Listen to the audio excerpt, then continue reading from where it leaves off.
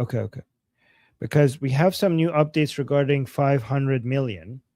I mean, I keep hearing this new 500 million number being thrown around as the first thing that just has happened, has already been done. So let me get an update on that. President Trump sounding confident as negotiations continue with Iran on a final agreement to end the war. However, disagreements are popping in the new talks around Iran's commitments in the Strait of Hormuz. The president is warning that regime must live up to its commitment to what he calls nuclear honesty. General Jack Keane. He has got to make certain that we are in control of those inspections anytime, anywhere. The president needs his team on the ground with them, accomplishing his objectives with the complete bias that that brings to the table. This is the number one objective he's trying to achieve. And I think we got to have our boots on the ground, our experts on the ground, making sure they're being achieved. And if they have any doubts about it, Our boots on the ground means like our experts, not boots. He doesn't mean soldier. It is very important that these are American inspectors. And honestly, like if you have IAEA inspectors, it doesn't make sense for the Islamic Republic to determine the nationality of those inspectors. So we should be able to get them, some of them being Americans. He doesn't mean soldier. It is very important that these are American inspectors. And honestly, like if you have IAEA inspectors, it doesn't make sense for the Islamic Republic to determine the nationality of those inspectors. So we should be able to get them, some of them being American. dial the president back and talk to him about it. They should be working for him. Chief Foreign Correspondent Trey Yingst is in the Middle East. Trey. Harris, good morning. I spoke with the president today. He says U.S. inspectors will join the IAEA in inspecting Iranian nuclear facilities. So here, look at this. This part is important. Look at this. Harris, good morning. I spoke with the president today. He says U.S. inspectors will. U.S. inspectors, not UN inspectors, U.S. inspectors. That is fucking key. Like, guys, please tell me in the chat you understand why this is key. That it's not just inspectors, it's U.S. inspectors. Like, as somebody who follows the Islamic Republic politics, I promise you that if this is U.S. inspectors, that means that the level of humiliation and infighting and the loss of the Islamic Republic's legitimacy among its followers inside Iran will drop even faster than before. That's why I'm so eager to see. I know, yeah, exactly, Samantha, more humiliation. I know for the American side, they want U.S. inspectors in because they're not trusting anyone else. But from my perspective as an Iranian, I want U.S. inspectors because it would be the ultimate humiliation that the people who killed your supreme leader are now putting their foot on Iranian soil to come and make sure you're disarmed. The people, let me repeat that. The people who you say are the murderers of our supreme leader, not only you did not get revenge from them, you are allowing them to come step foot on your soil so that they personally can make sure that you're disarmed. There is no higher level of humiliation than this. Okay, so let's continue. Will join the IAEA in inspecting Iranian nuclear facilities. He says there is no rush because this material is buried deep underground in the aftermath. I think this is the same Hammer. clip. As it relates to the Iranians, the president said they'll make a deal, put it in writing, then they'll go out and say it's not true. He went on to say they've agreed to it. They've agreed to the inspectors. Now, the head of the IAEA echoed the administration's position today, saying that inspections will take place at Iranian nuclear sites, marking a major milestone in negotiations between Iran. So we have to be careful because if it's at the Bushehr facility, that's not good. Okay, we don't want inspectors at the Bushehr facility because that's not where they enrich uranium.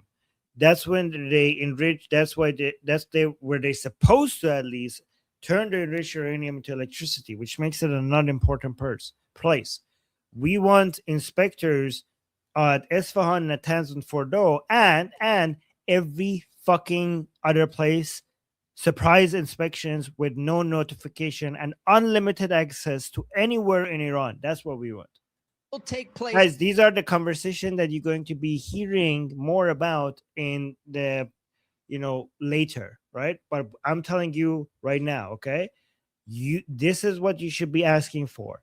Inspectors anywhere in Iran,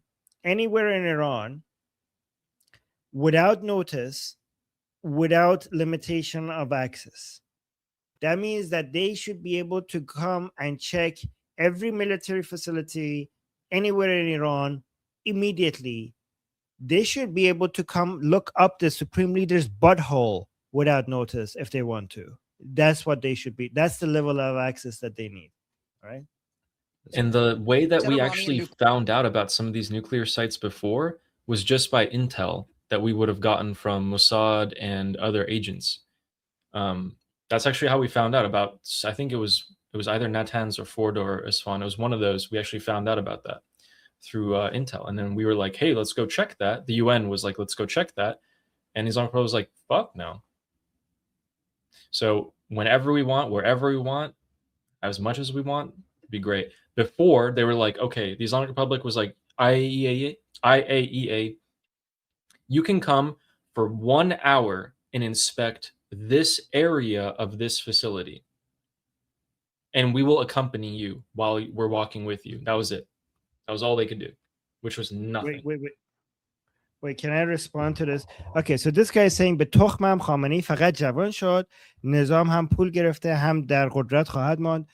خامنه‌ای یکیش یخچال شد، یکی دیگهش گی شد و خامنه‌ای هم یخ شد، هم گی شد و خامنه‌ای که گی اول دودول تو کونش میکردن، حالا باید بره ذرت تو کونش بکنه چون پول نگرفته، ذرت گرفته. خب خامنه‌ای جوون قبلا دوست داشت دودول تو کنش بکنن، ولی الان دیگه دودول گیرش نمیاد چون معلول شده، الان باید بره ذرت آمریکایی تو کنش بکنه.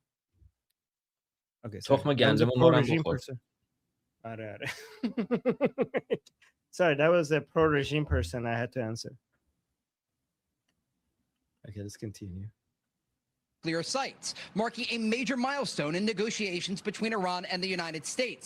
He indicated that identifying the location of highly enriched uranium remains the top priority. This has been signed, has been agreed.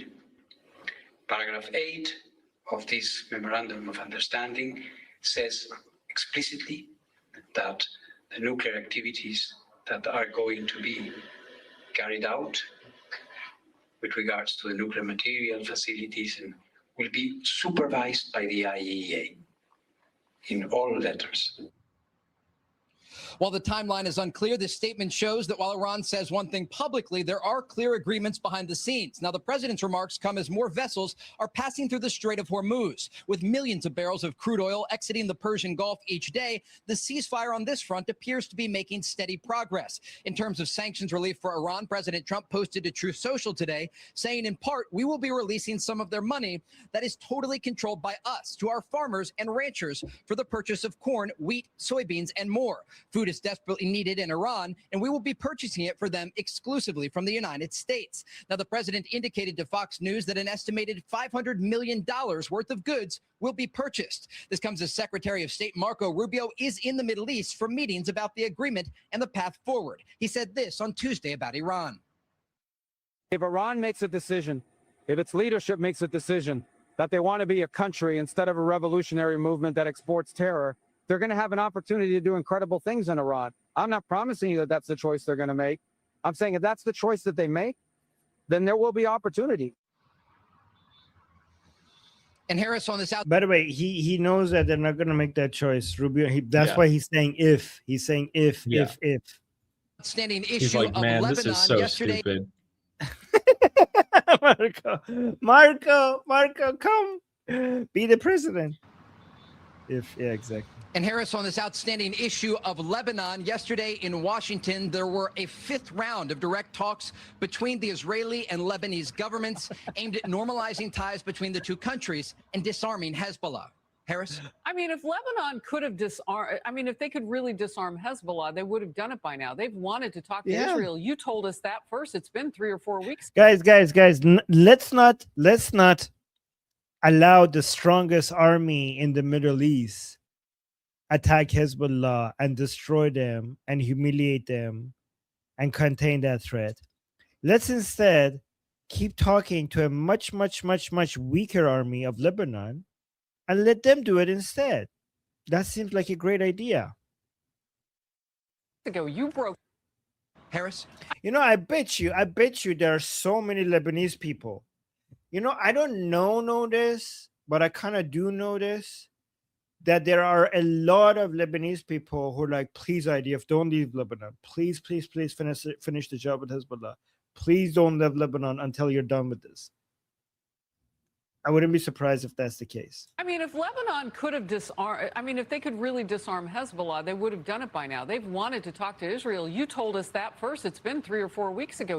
اینو نگاه کن. لبنان در قراردار هست، بلد نیستی حرف بزنی اصلا. You broke that news that Lebanon had reached out to Israel. Hey, we're ready to talk. Oh, we Can also- they even do that? Yeah.